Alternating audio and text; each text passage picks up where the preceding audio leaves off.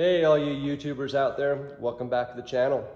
As you can see behind me, we're finally back to working on the C10, the 1972 C10 for those new to the channel. This episode going to be doing a little bit of fixing up the sheet metal, basically trying to straighten it up where I welded in the marker lights, where the sheet metal just kind of warped a little bit from the heat, and also going to be working on the wheelhouses as well. I have to widen those up a little bit to fit the tires that I plan to run on this thing. So I'm gonna have to slice and dice those up and get them widened up a little bit. So first, gonna show you guys how to take care of your welds. If you start welding and then your sheet metal distorts a little bit, get a little bit of warp in the panel, I'm gonna take care of that and then also widen up these wheelhouses a little bit.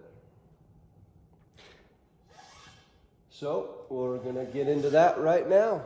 Okay, so I'm gonna try and get this on camera to show you guys. There we go. You can see the rippling right there. This is from when I welded the patch panel and the metal shrunk. It shrunk substantially, and while some shops might just fill that with filler, that's not good enough for me. So what I'm gonna try and do is hammer and dolly this out as much as I can. It's kind of hard to get to the back side of this panel, but I'm gonna try and get that to stretch a little bit and try and relax this metal to try and get this back to the original shape. So the amount of filler I use is gonna be very, very minimal. As you can see, I'm slowly getting there. There's still a little bit of waviness I have to take out. Most of the waviness was right here and right here. And so what I'm doing is more attacking these areas and trying getting this metal to stretch and relax. There's also one right here I'm trying to stretch up here as well. And that's pretty much where you have to attack the metal, is wherever it's creased, that's where it's pulling tight. And then that's where you need to basically stretch the metal. And essentially, stick one hand on the back side of this with a piece of flat metal, dolly, whatever you can fit in there. And then on this side, just a flat body hammer, and you just go ahead and strike that. I mean, with a decent amount of pressure. I mean, you're not using a sledgehammer, but you want to hit it hard enough to where you get a good solid metallic tap to help flatten and stretch that metal out. Gonna work at this for another 5 or 10 minutes or so, and it should be close enough to start doing filler on top of. One thing that is working out is, as you can see, this is starting to push out now as well, and that's showing me that it's relieving the pressure and it's starting to push that panel back in its original stamped state. Okay, I'm gonna try and get this to show up on camera. It's kind of hard to see where this is kind of a matte surface and it's not highly reflective like a gloss black. But as you can see, most of those dents are gone. There is a slight ripple in there, just barely. Up on the top, there's a slight ripple right there. Just about got it. I'm gonna do this a little bit more, being very careful where I hammer just so it doesn't pop in the wrong spot, but it looks a lot better than it did, and it's just about ready for filler now. I like to try and keep the metal as smooth as possible and use an absolute minimal amount of filler, even though there is gonna be a little bit in there because there's a little bit of a low spot right there that I probably won't be able to get rid of. Another thing I'm doing with the bed back here is I'm also widening the wheel tubs just to fit those 315 tires. Probably could have cleared them without doing the widening, but the way I drive, I want to make sure there's plenty of room. And by doing this, I'll have roughly an inch at least on the inside of the wheelhouse. So I've separated them and welded in a strip that is roughly 1 1/8 inch thick, or 1.125 inches. Now, if you guys remember, this wheel tub is off the old truck. The rest of the bed is new sheet metal. Why I use this wheel tub was because for some reason when I bought the aftermarket wheel tubs, you only get one. They don't make a left and a right. Well, from what I found out, at least on this bed, is the wheel tub works for the left side, does not work for the right side. It's almost like the bolt pattern does not line up perfectly around the perimeter. It lines up to the bed fine, but not around the perimeter. So this wheel tub, it lined up perfectly before I modified it, of course. So gonna have to use a little bit of body filler anyway, because this thing's pretty beat up. So I wasn't too worried about getting perfection with my welds and my alignment, but it's pretty close. It's not gonna need a lot of filler. So because I had to, or I should say, because I had an extra wheel tub, that left this one, and that's what I used to cut and section for my pieces. So cut off the inside 2 inches roughly, and then that left this nice even center piece that I could cut up for my extensions. And I've got this one marked. I'm gonna hit this with my die grinder, cut that off, and then it'll be ready to add to the other side. I'm gonna go ahead and lift this off and show you guys the difference in where everything lines up. Now, obviously, I'm gonna have to finish stitch welding this together, grind this all smooth, and see how it turned out. By welding, obviously, it may have shrunk the metal a little bit. I might have to hammer and dolly that a little bit to get it all smooth and wrinkle-free. But this gives you guys an idea of the difference in where I have to move stuff. And this piece right here is going to be cut off, and that will be the extra clearance that I'm going to have inside the wheel tub. And then this outer line is obviously where the wheel tub will now sit. They do make wider ones. I think they are 4-inch wider than factory that you can buy. I chose not to do that because you call it OCD. I didn't want to have to mess with the ridges in the bed. They obviously make it for this truck, but because of the way I am, I thought by adding the inch that I needed, by putting the wheel tubs in right here, they fit perfectly below this ridge right here, and so I don't really have to modify as much, and it's going to be a little bit easier. But I will end up zipping this off, and then obviously we'll be drilling new holes in the bed for the new bolts to go through. And as you can kind of see too, the alignment of this was off just a little bit too. Partially is because the way I widened it, my alignment might not have been 100% true, but even this side didn't line up absolutely perfectly, but I could have got it to bolt together. Again, do not ask me why I had the alignment issue with the wheel tubs. Maybe someone else can chime in and say they had alignment issues too with the aftermarket tubs, but again, left one fit perfectly, right one not so much, so had to reuse the old one. So now I'm gonna go ahead and finish this one out. I'm going to finish welding it up, get the weld ground off, smoothed up, and see how it turns out, see what other work needs to be done to this. And then I will get that one cut up and start modifying the other side as well. And then I will get this cut off, get new holes put in here. I'm not gonna drill those out. Drill will probably tear up the sheet metal.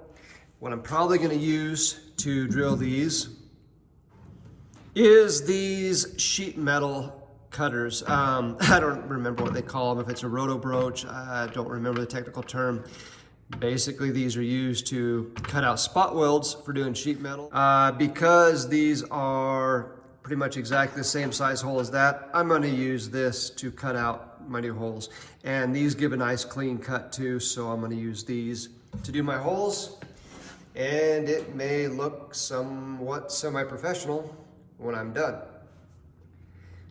For those of you guys that have not used these, you know, they do make a spot weld removal tool that's pretty cheap. It's like 10 bucks or something. I used them, they sucked ass. These, when I bought this set, it was something like 100 bucks. It's probably more now, but if you've ever used these are Tool steel, they are super sharp. Actually, they might be, I'm pretty sure by the looks of it and the feel, these are probably D2 tool steel. So they last forever if you don't get them hot, and they are super sharp and cut so smooth. You can probably do 10 cuts with these in the time it would take you to do one with the cheap tool. So if you're gonna do just a couple, the cheap tool would work, but if you're gonna be doing a lot, say you're gonna do a quarter panel replacement or a lot of sheet metal work, do yourself a favor and get those. They're pretty awesome. I'm sure other manufacturers make them, but as long as it's made out of D2 steel, that would be your best bet because they last. And sorry, enough of my rambling. I know I ramble a lot. Now, as far as the other bed modifications on this, I mean, most of them have already been done. Filled the stake pockets, filled the marker lights, got my bed pretty smooth to where I can just put a skim coat of body filler, it should be good. I did notice that even though this is a pretty good stamping, there is just a very slight rippling. So I may have to skim coat the entire bed and bodywork the whole thing to get this thing like glass with the black paint. I think that's probably gonna be best and save me the most amount of time. I know the panel looks flawless on camera, but you know how picky I am, and the way this looks when you look down the side, there's just a little bit of deviation, so I'll probably be better off doing a slight skim coat and then bodywork the whole thing before I put it into primer. I haven't decided what to do on that yet, but I'll probably do that to save time. The last thing I'm going to have to do, and I have not figured out the best way to do it because I don't feel like spending like $700 for the kit, but talked about doing my filler right here behind the left light assembly for my gas filler. And I still want to do that, still gonna do that. I just don't know if it's gonna be better to fabricate something myself or buy the kit. I'm kind of broke for money right now, and I kind of need to get something done, so might do a little bit of research and figure out the best way to do a filler on this. And the bad thing about it is most likely I'll have to use LED lights because the original style lights with an incandescent bulb, it has it's a pretty decent thickness here. And you know, I need my filler right here, which is roughly 1.25 inches back, 1.5 inches back from right here. So there's no way an incandescent bulb type fixture will work. So regardless, it might actually be cheaper to buy the kit. The kit comes with LED lights, and I'm gonna probably need LED something to be able to fit my filler in right there. And I'm gonna be running a 1.5 inch diameter neck, and that will go down to my tank, as I had ordered a 1.5 inch diameter filler neck for the tank. So everything will line up. And that should be plenty of sizing for the filler neck because a lot of new vehicles use 1.5 inches or smaller. So as far as filling it, it'll be fine, no problem. Other than that, bed modifications will be done. Tailgate, not gonna do anything with it. I'm not gonna flip it and move the latch inside. Gonna keep the latch on the outside as per factory. And then on the back, I think I've decided I'm not gonna do a roll pan down here. I think I'm just gonna actually use a factory style bumper and try and cut it down and get it as flush as possible. Front and rear bumpers, I'm actually going to tuck them in and try and shave them down a little bit for a cleaner look. And they're probably gonna get painted anyway, so I don't have to worry about re-chroming. I think the only thing on this truck that is going to be chrome, or I should say polished, is the grill surround, and I'm gonna use a 70 grill surround. I think the only thing I'm gonna do is, if you guys are familiar with the 1970 Chevys, where it just has that centerpiece and then the grill surround that goes around it, I think I'm going to leave that center section polished aluminum and then actually paint the rest of it and the bumpers will be painted. So the amount of chrome on this will be fairly low. It'll just be that center section of the grille, the headlight bezels, mirrors, and also the door handles and door locks. Other than that, and then emblems. I'm gonna do some sort of a fender emblem. I just haven't decided what yet. I kind of want to do something a little bit different. So I may have one custom made or make my own as far as the emblems. But other than that, pretty much gonna keep it completely blacked out, minus the few pieces of chrome and of course the wheels. And the wheels, I'm not sure what color to do yet. There's a couple different ones that come to mind. I'm thinking something in kind of a bronzish color or a gunmetal gray instead of a polished aluminum, but that may change. Oh, and the wiper arms. The wiper arms will be polished as well. Okay, back to this. Just want to mention this before I do it. What I'm going to do is I'm going to actually drill my holes first and then do my slice here. Just because right now is where it sits. It's the most structurally sound. By cutting it first and then putting pressure on here, you'll have some vibration. So where this is super solid right now, I'm gonna drill those first and then do my cut.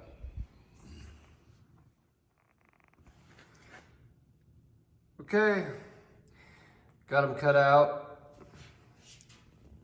Got a few little marks there, but whatever. Only bad thing is, just had a $60 mistake. Try to cut that one offset to change the position. What I should have done was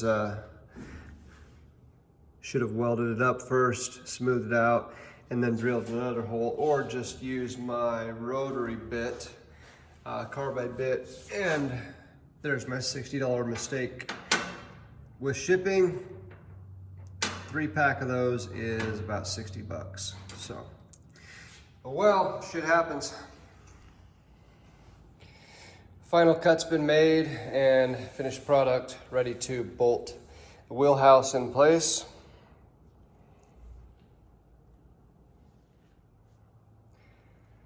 So, besides my $60 bit mistake, everything lines up really well. Bolts are in place, fender's bolted in place. Should say wheelhouse is bolted in place. So now I just have to do one more of those, and then I'm gonna finish up and weld the two of them together and get them ground together just to do it at once. It's a lot easier. So that's gonna be like 8 hours worth of work to do both sides just to gain a little over an inch. Don't know if it's really worth it, but needed to do it to fit those tires. And one thing I like about it is you can't really tell unless you know these and how wide they are and where they line up. You won't really be able to tell that it's had mini tubs done. So that's another thing I like about it, is just subtle changes. So I'll be happy with it, but it's a lot of work just for that little bit of extra room. Unfortunately, a lot of this type of work is really time consuming, monotonous, and I wouldn't say it's boring. I do actually like doing sheet metal work a lot of the time, but you definitely have to be in the mood to do it. You know, you have to concentrate on it.